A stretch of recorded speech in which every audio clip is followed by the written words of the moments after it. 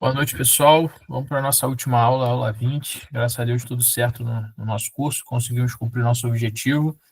Vamos aí para a nossa última jornada aí no dia de hoje. Começar com a oração inicial. Ave Maria, cheia de graça, o Senhor é convosco. Bendito sois vós entre as mulheres. Bendito é o fruto do vosso ventre, Jesus.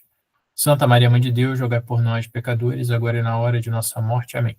São José Maria Escrivá, rogai por nós. Santo Agostinho, rogai por nós. São Tomás de Aquino, rogai por nós. Então, nossa aula 20, hoje a gente vai terminar os mandamentos, sétimo, oitavo, nono e décimo mandamento, e vamos começar com a nossa revisão, e vai ser a revisão geral do nosso curso de forma sintética, né? Na aula 1 a gente falou sobre o anseio de Deus, o coração do homem, né? O seu encontro, o que tem o coração do homem, o seu encontro com a divindade. Na aula 2 a gente falou sobre as crenças e as religiões, com o objetivo de entender a religião como algo inevitável na vida, na aventura humana. Na aula 3 falamos sobre a cosmogonia, qual a formação do mundo, a busca pelo princípio que sempre está presente na história da humanidade. O homem ele quer saber o porquê ele existe e qual que é a história da sua constituição como homem. Né? O homem precisa desse conhecimento histórico, ele anseia por esse conhecimento do princípio. Na aula 4 a gente já começou a explorar o Antigo Testamento, né? Falamos sobre os patriarcas, os profetas, os juízes e os reis, né? Contemplando os livros históricos ali do Antigo Testamento, buscando a compreensão desses livros sob o viés cristocêntrico, pela imagem de Cristo, a gente lê o Antigo Testamento. Na aula 5, a gente falou sobre a liberdade humana, a importância desse tema filosófico para todos os outros temas de teologia. Sem compreender a liberdade, a gente não compreende o que é a religião católica, porque o pressuposto da nossa religião é a liberdade. Né? A partir da liberdade humana, que Deus nos criou assim, podemos amá-lo e podemos viver a nossa vida plenamente, né? Tudo é lícito, né, dizia São Paulo, mas nem tudo me convém, né? Ou seja, a liberdade é algo dado por Deus a um homem que quer que ame, o que esse homem o ame de acordo com a sua vontade, não por uma imposição. Depois, na aula 6, a gente falou sobre o pecado, a culpa original, né, todas essas consequências da realidade e da natureza humana decaída. O homem ele não está em estado pleno, está em estado decaído, por isso que a natureza humana ela não está perfeita, né? Ela está parcial, a gente percebe isso. Tem algo de errado com o homem, a gente não está pleno, a gente anseia por algo, por isso, por conta do pecado, da culpa original. Essa é a antropologia católica, parte desse ponto.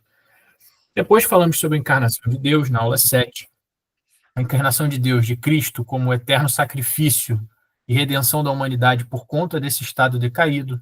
Na aula 8, a gente falou sobre a vida de Cristo, o que é a importância desse Deus que viveu conosco, e tá ali todos os relatos no Evangelho, né? Deus que se fez homem, assumiu a humanidade por meio da sua paixão e morte e ressurreição, que é a aula 10. O ápice da história humana é a vinda de Cristo. Não à toa o nosso calendário ele é contado antes e depois de Cristo, pela importância da vinda de Deus. Claro que tem influência da igreja, né? Pela unanimidade da igreja durante anos na história, mas isso já mostra a importância dessa presença de Deus.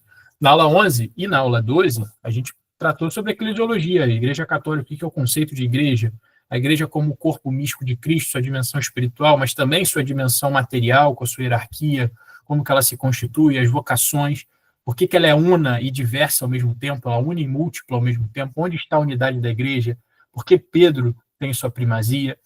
Na aula 13, a gente já falou sobre a introdução aos sacramentos, o que é o sacramento, sinal eficaz da graça, a importância da vida sacramental dentro da nossa fé, a importância da graça na constituição da nossa liberdade, como que a graça atua respeitando a nossa liberdade, né? A gente também teve uma aula sobre a ascética e mística, na aula 9, que a gente falou, que eu acabei pulando aqui, que a gente falou sobre a vida espiritual, e a vida espiritual tem total relação com essa aula 13. Né? Sem os sacramentos, sem a graça, sem os sacramentais, explicamos a diferença entre sacramentos e sacramentais, não seria possível que o homem vivesse o bem. Né? Depois continuamos tratando sobre todos os outros sacramentos, falando sobre a confirmação, a Eucaristia como o ápice dos sacramentos, como a forma de viver a comunhão com Deus, a unidade com Deus de forma plena, porque eu comungo, me torno um com Deus e, portanto, na minha vida espiritual posso me tornar um com Cristo, ser outro Cristo, e a confirmação é justamente essa confirmação do sacramento do batismo, das promessas batismais, no sentido de que eu serei um outro Cristo no mundo, né? Serei a oportunidade que outras pessoas terão de enxergar a Deus em mim. Depois, os sacramentos da maturidade, o matrimônio e a ordem. os sacramentos que constituem a vida adulta do homem, a sua vocação principal, seja celibatária ou matrimonial, né, a importância desses dois sacramentos. E, por fim, os sacramentos de cura, né? Falamos sobre a confissão, São dos Enfermos, na aula 16. Deus está presente em todos os momentos da nossa vida, seja nos momentos de crise com a morte espiritual, por meio da confissão, que é o exercício da total misericórdia de Deus, seja na morte humana, nos últimos momentos da nossa vida, existe um sacramento específico para isso, a unção dos enfermos, para mostrar a presença de Deus nesse momento, talvez o momento mais difícil. Por fim, entramos na última parte do curso. A gente falou sobre a introdução aos mandamentos, primeiro e segundo mandamento. O que são os mandamentos? Como uma forma do homem ser feliz, de alcançar a sua beatitude, né? Não somente como uma imposição divina cega, não. Os mandamentos são uma instrução para resgatar o estado original do homem, né? Aquilo que o homem se perdeu, como Jesus fala no Evangelho. No princípio não era assim, mas pela fraqueza dos vossos corações foi possível que fosse dado o divórcio, né? Na lei mosaica, Jesus falando isso para os judeus na época. Então, mostra que os mandamentos são essa instrução do princípio do homem buscar a sua lei natural e também a lei divina positiva, como que o homem deve se relacionar com Deus e com os outros, né? E o primeiro e o segundo mandamento, amar a Deus e honrar a Deus, são os mandamentos da primeira tábua.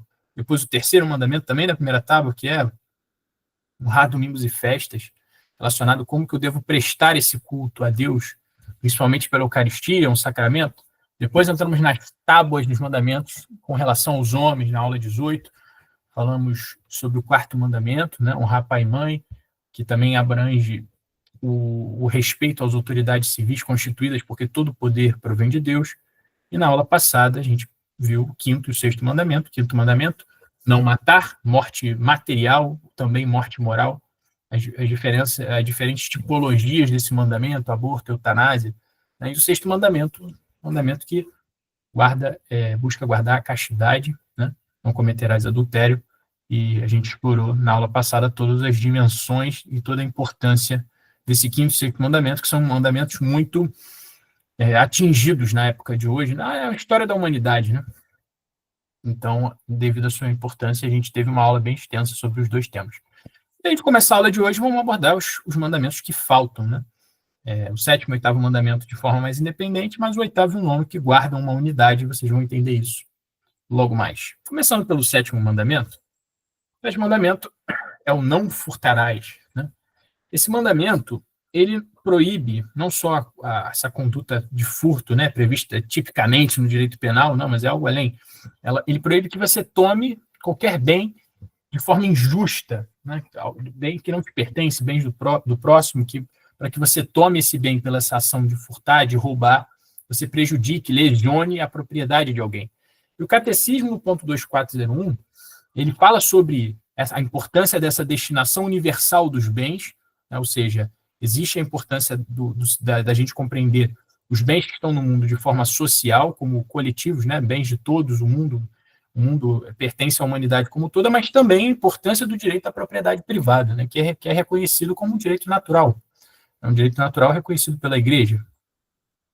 E é importante lembrar que a Igreja rejeita as ideologias totalitárias, né, tanto o socialismo como o comunismo, que é um excesso da visão da função social dos bens, que é justamente o que a gente contemplou, mas também rejeita o capitalismo selvagem, individualista. O liberalismo também é considerado um erro, né, um erro para a Igreja, nem tanto ao céu, nem tanto ao inferno. Né? São duas visões extremadas. Se levar a propriedade privada como fundamento, como bem fundamental, que está totalmente incorreto, quanto você desprezar a propriedade privada e só pensar na função social. Essas duas coisas elas se relacionam e se comunicam. Né? Cabe ao economista, no mundo de hoje, fazer bem essa ponderação entre as duas coisas. E para que haja a Igreja como uma educadora, a gente tem os documentos do Papa Leão XIII, né, a Rerum Novarum, com a doutrina social da Igreja, que explica um pouco dessa principiologia cristã. Não há uma definição, cada país deve adotar esse modelo aqui, que é um modelo que a Igreja escolheu. Como a gente já falou em aulas passadas, a Igreja não se intromete nesses assuntos que cabem à liberdade do homem. Né? O fundamento da nossa religião é a liberdade. Se eu vou adotar o sistema X, o sistema Y, a política X ou política Y, desde que ela não corrompa a dignidade humana, a nossa liberdade. Cada país pode adotar livremente a escolha política. Agora, existe um mínimo essencial. Esse mínimo essencial está ali previsto na doutrina da igreja. Não absolutizar a propriedade privada, né, e também não absolutizar, né, o direito coletivo, como se não houvesse nenhum tipo de propriedade privada. Então, existe o bem comum e o bem privado. Né? Essas coisas são feitas para que o homem se organize melhor e busque o que mais importa, que não são os bens, mas o seu fim último, que é a salvação da sua alma. Né? O Papa João Paulo II, ele falava, né, Deus deu toda a terra a toda a raça humana para o sustento de todos os seus membros, sem excluir ou favorecer ninguém. Então, essa visão coletiva da humanidade como uma unidade. É claro que, mesmo que exista propriedade privada, a gente tem que pensar que é digno que o cristão viva uma virtude chamada que é a virtude da pobreza, né? Que muitas vezes é mal compreendida quando a gente, por conta dessa palavra, né, a gente fala de pobreza, a gente pensa em largar totalmente os bens e dar aos pobres tudo que eu tenho. Enquanto que, se você tem uma vida matrimonial, não é bem assim que ocorre. Você tem uma esposa, você tem filhos para cuidar, você tem um planejamento financeiro, né? Claro que você vai fazer atos de caridade, mas essa pobreza não é um desapego total dos bens nesse sentido material, né? Eu vou pegar tudo que eu tenho e vou viver mendigando. Não é isso que a igreja pede, obviamente que não. Essa pobreza, ela é, sobretudo, uma pobreza espiritual, um desapego dos bens. Você ter, mas você não ter ao mesmo tempo. Você está desapegado, né? Aquilo não te pertence. Você utiliza os bens como meios para o fim, né? O fim de manter sua família, de manter sua dignidade, nunca esquecendo de que aquilo que sobra deve ser enxergado com generosidade. Aquilo que eu posso ajudar os outros, a igreja, eu ajudo. Né? Assim viviam os apóstolos, né? Você vai ler lá nos Atos dos Apóstolos, falavam, né, que os católicos eles reuniam os valores, botavam nas mãos dos discípulos, e os discípulos redistribuíam para aqueles que mais precisavam. Então, isso já é um costume na história da igreja. Não à toa, a igreja ela é conhecida pelos seus projetos sociais em todo o mundo. Né? A igreja é a maior instituição social, né? Ajudando a todos que precisam, justamente por esse pensamento, né, da virtude da pobreza, de considerar a vida do outro, olhar pelo próximo com humildade. Né? A gente tem as irmãs de Madre Teresa na Lapa, né? A gente foi até lá junto e ver como que elas ajudam com generosidade, sem julgar os outros, né? Então, é uma bem-aventurança a gente poder ajudar as pessoas, né, da forma que pode. E isso está explicado em São Paulo 2, Coríntios, né?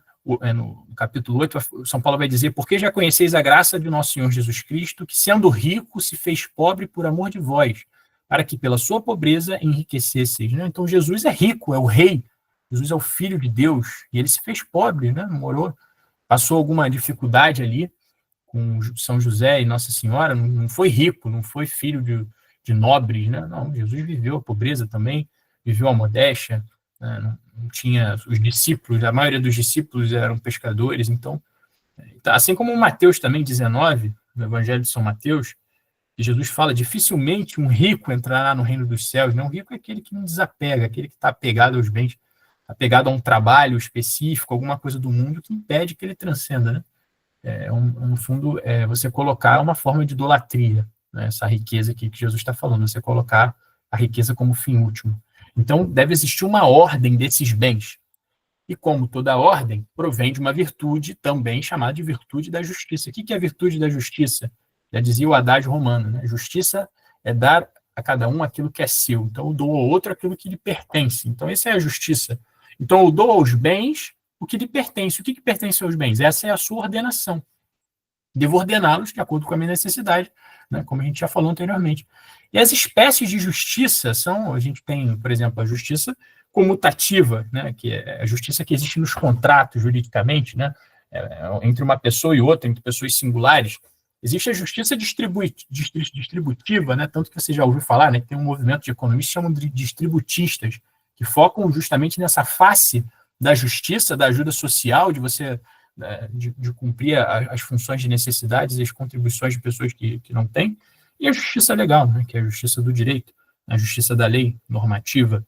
Então, são essas formas de justiça, essa virtude, e sobretudo uma virtude, nos ajuda a viver esse sétimo mandamento. E quais são os pecados que atingem o sétimo mandamento? Furto e o roubo, que são os mais óbvios, né? Mas alguns menos óbvios, como a usura. Mateus, o que é a conduta da usura? Né? Os bancos cometem usura? Não, nem sempre. A usura, ela no início a igreja, ela demorou para entender um pouco essa conduta, que é um pouco complexa. Ela não consiste em qualquer cobrança de juros, né? no começo pensava-se que a usura era qualquer cobrança de juros, era considerada. Dinheiro sobre dinheiro seria usura. Não. Né? Hoje a igreja, pela sua teologia moral, entende, isso já está bem pacificado, bem tranquilo de entendimento, que é esse juros exorbitante, exagerado, que se aproveita da fragilidade, da necessidade do outro, né? Muitos grandes bancos praticam isso também, obviamente, mas não é exatamente a conduta de cobrar juros em si, né? Mas esse excesso cometido. E também outro pecado com o sétimo mandamento, né, que a gente vê muito no Brasil, é a corrupção, né? Que no fundo também é um roubo, é um submandamento. Outro menos óbvio pode ser o desperdício. Quando eu desperdiço, eu estou pecando porque eu estou tirando do que é social, do que poderia outra pessoa servir, né? Então, desperdício tanto de comida quanto de pouca gestão dos meus bens, né? Se eu gerisse melhor os meus gastos, poderia ajudar mais pessoas. A gente tem que pensar nisso também, feriria o sétimo mandamento. O catecismo, no ponto 2439, ele vai falar que as nações ricas, as grandes nações, têm uma grande responsabilidade moral para com as outras, menores, né? Porque justamente nessa função, existe um dever de solidariedade e caridade. Caridade não é só discricionária, existe um dever. A função social dos bens é um dever nosso com os outros, aqueles que não têm por algum motivo específico. O oitavo mandamento é o mandamento de não levantar falso testemunho. É um mandamento que diz muito sobre a verdade. Né? A verdade que Jesus ele diz, eu sou o caminho, a verdade e a vida. Jesus se definiu como verdade. Então, quando você levanta falso testemunho, você está ferindo a verdade. É uma recusa a abraçar a retidão moral. Quando eu pratico a mentira, que é o contrário da verdade, Jesus diz que o demônio é o pai da mentira, você está pervertendo aquilo que foi, né? Aquilo que ocorreu de fato, e criando uma nova narrativa sobre o que aconteceu, criando um novo mundo que não existiu, talvez para você obter alguma facilidade, ou algum benefício, ou para prejudicar alguma pessoa, no caso do falso testemunho, você cria um mundo paralelo, né? Como se fosse aquela coisa lá dos Vingadores, né? Que tem os mundos paralelos. Toda mentira é um mundo paralelo. Né? E existem doenças que vão sair da mentira, porque a pessoa começa a entrar naquela vida de mentira, uma mentira atrás da outra, uma mentira branca, e acaba se perdendo. Né? Não existe a mentira branca, toda mentira é um falseamento da verdade. É claro que em alguns momentos a gente vai com aquela nossa aula de introdução aos mandamentos sobre o objeto moral, a gente consegue responder aquela pergunta, né? Por exemplo, chegar um oficial nazista na sua casa, você está acolhendo os judeus, né? E vai perguntar para você onde estão os judeus. Você fala, eu não posso pecar contra o oitavo mandamento, não posso mentir. Claramente que, nesse caso, o teu objeto moral não é falsear a verdade, mas proteger o inocente, que é um bem muito superior. Por isso que sempre relembrando para vocês essa aula de introdução aos mandamentos, para você saber fazer essas qualificações morais com conteúdo. Né? E aí esses paradoxos morais do mundo moderno, que as pessoas acham que são paradoxos, você vai ver que no fundo são só uma falta de compreensão do que é a moral em si. Então, justamente você ferir essa verdade, essa narração da verdade, que a verdade é o próprio Deus. Né? A própria providência de Deus, as coisas como aconteceram, a gente tem que ter um compromisso com a verdade. E esse compromisso com a verdade também pode ser chamado de sinceridade. Sinceridade é uma virtude que aparece da verdade, esse compromisso com a verdade. Sou sincero. Né? Eu sou sincero tanto comigo mesmo, reconhecer a verdade sobre mim, e pratico muito essa sinceridade por meio da confissão. A sinceridade com os outros. É impossível a convivência humana na mentira.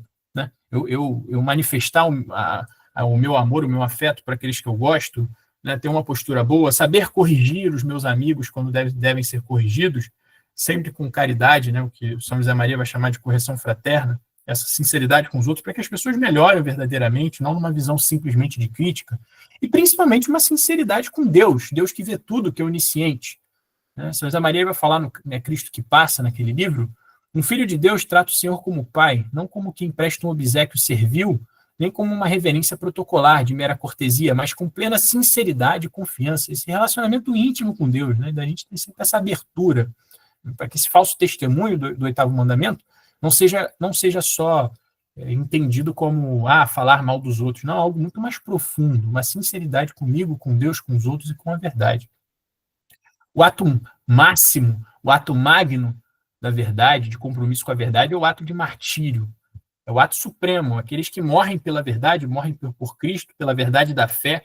Claro que não vai acontecer com todos nós, o martírio é algo excepcional, aqueles que morrem têm essa oportunidade, muitos, é uma feliz oportunidade, por mais que seja um triste fim, né, você morrer martirizado, né, mas a gente também pode ser martirizado moralmente, né, pelos nossos posicionamentos de sinceridade, por você não aceitar uma conduta que é ilícita no seu trabalho. Olha, eu não aceito isso, e você vai ser martirizado, talvez com uma demissão, uma punição, mas você tem um compromisso pela verdade, né? Você vai fazer o que é certo.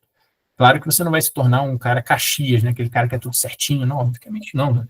Tem que ter uma certa flexibilidade para lidar com as pessoas, com o erro das outras pessoas, mas a nossa conduta tem que ser sempre irrepreensível, né? Ser de santos irrepreensíveis, como vai dizer o Evangelho, né? Santo Agostinho ele vai falar que a mentira consiste em dizer o que é falso com a intenção de enganar, né? É aquilo que a gente está falando. Santo Agostinho tem pleno domínio do que é um objeto moral, o que é a intencionalidade de um ato humano. Então, para ser pecado, eu tenho que ter essa intenção de proferir essas consequências da mentira, de falsear a verdade. E esse é o pecado mortal, né? E no falso testemunho, isso pode se desenvolver em calúnias, injúrias contra outra pessoa, né? Claro, são os pecados mais explícitos. O perjúrio, né? Jurar em falso, são pecados que ferem o 8º mandamento.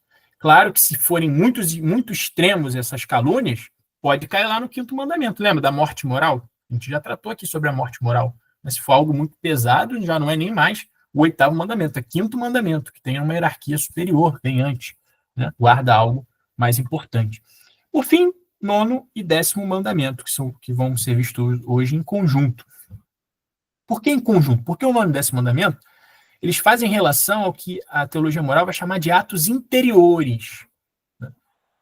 Percebam, o 6º mandamento vai falar sobre não cometer adultério. O 7º mandamento vai falar sobre não furtarás, que a gente viu hoje.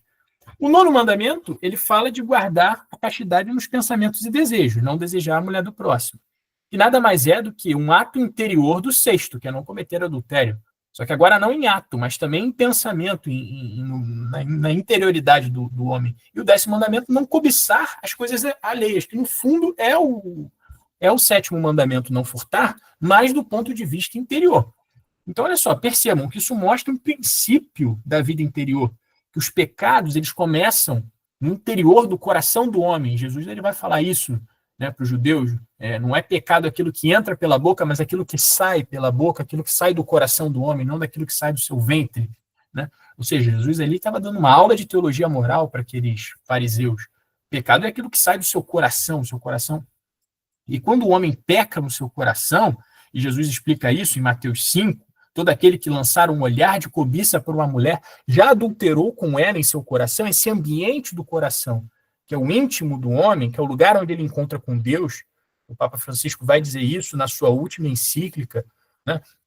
Leiam essa última encíclica do Papa Francisco, vai falar sobre o coração como um lugar de encontro com Deus, uma faculdade da alma, que é o lugar onde o pecado começa, o fundamento começa. E por ser onde ele começa, não é só um ato preparatório, como vai dizer no direito penal, que não é criminalizado, não, você já está pecando no seu coração. É 9º e 10º mandamento, tem uma hierarquia, são menos graves do que o 6º e o 7º, mas eles são um passo anterior, você já peca em seu coração, você já está apto a pecar na sua ação, né? Então, você já pecou no seu mundo interior, então, portanto, provavelmente correrá risco de pecar no mundo exterior.